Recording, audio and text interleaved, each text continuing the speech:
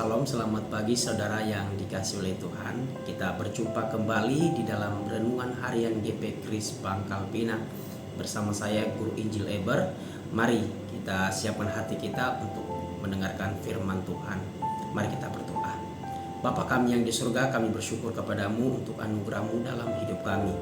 Kami bisa bangun di pagi hari ini oleh karena kemurahan Tuhan, dan kami masih bisa menikmati hari yang baru yang Tuhan sudah siapkan bagi kami oleh karena kemurahan-Mu juga. Di pagi hari ini kami rindu mendengarkan suara-Mu, kami rindu mendengar firman-Mu. Kami mohon Tuhan berkati kami agar kami bisa memahami firman Tuhan ini dengan benar, sehingga kami bisa melakukannya di dalam hidup kami hari lepas hari. Tolong kami Tuhan, ampuni dosa dan salah kami. Dalam nama Tuhan Yesus kami berdoa dan mengucap syukur. Amin.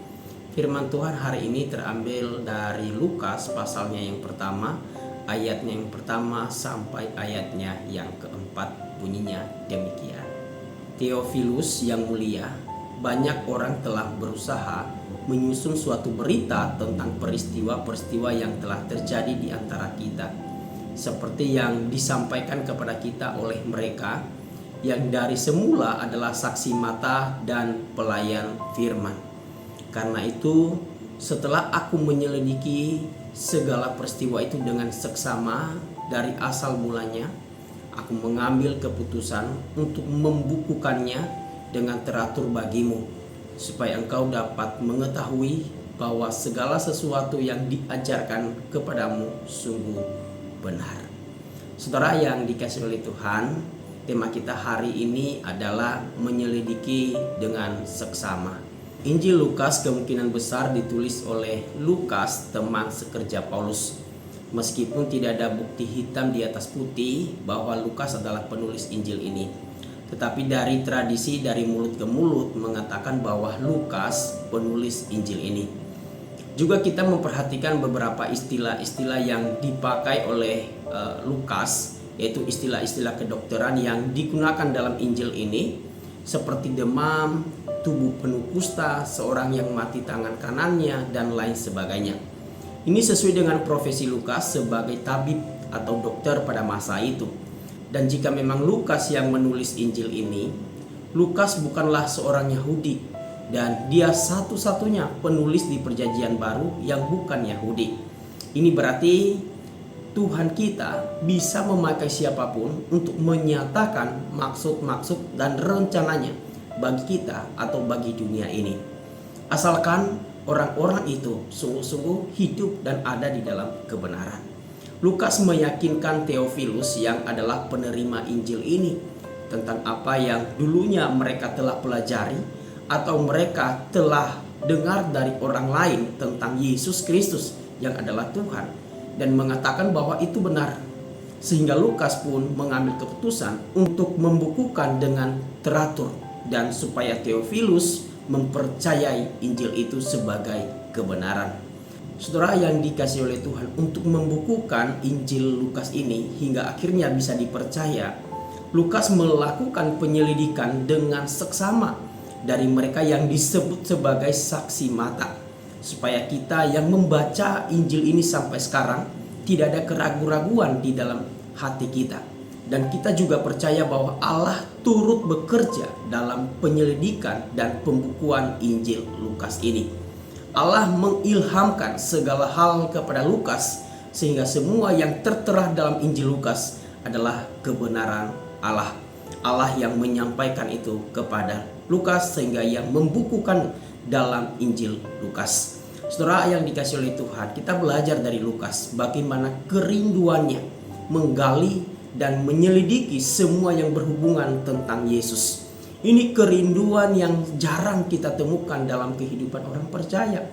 Kita harusnya menyelidiki Alkitab dengan sungguh, supaya kita semakin hari tahu tentang kebenaran, semakin hari kita bertumbuh di dalam iman, semakin hari kita hidup di dalam kebenaran, sehingga kita tahu apa yang kita percaya, dan juga tidak hanya mendengar khotbah di hari Minggu saja, tetapi kita mempelajarinya setiap hari agar kita bertumbuh di dalam Tuhan. Akan ada orang-orang tertentu ketika firman itu disampaikan, dia malas berpikir, hingga selalu berkata, aku nggak tahu maksud firman Tuhan itu tadi. Dan dia juga tidak mau cari tahu. Saudara yang dikasihi oleh Tuhan, untuk meyakinkan orang lain tentang iman kita, kita perlu mengetahuinya terlebih dahulu. Kita perlu menyelidiki seluruh Alkitab, mulai dari Kejadian sampai Wahyu. Ini tidak hanya berlaku bagi para hamba Tuhan yang sekolah teologi, tetapi setiap orang yang mengikut Yesus, yaitu setiap orang yang percaya. Dengan segala keterbatasan kita, kita minta pimpinan Roh Kudus untuk menolong kita agar diberikan kekuatan dan semangat untuk terus belajar firman Tuhan. Saudara yang dikasihi oleh Tuhan, Lukas tampaknya memberikan perhatian besar pada kebenaran. Dia sangat hati-hati dalam melakukan penyelidikan tentang Injil Kristus. Karena tidak semua informasi yang didapatkannya adalah benar. Tidak semua berita yang diterimanya lengkap dan memberikan gambaran utuh tentang suatu peristiwa itu. Maka penting sekali bagi Lukas untuk mengelola informasi atau data yang ia terima dengan seksama sebelum itu dijadikan sebagai Injil yang dapat dipercaya, apalagi menyebarkannya sebagai kebenaran. Saudara yang dikasihi oleh Tuhan, pada masa kini kita mengenal yang namanya hoax, berita bohong atau palsu. Ada 3 macam hoax. Pertama, misinformasi adalah informasi yang tidak benar, yang tidak sengaja disebarkan.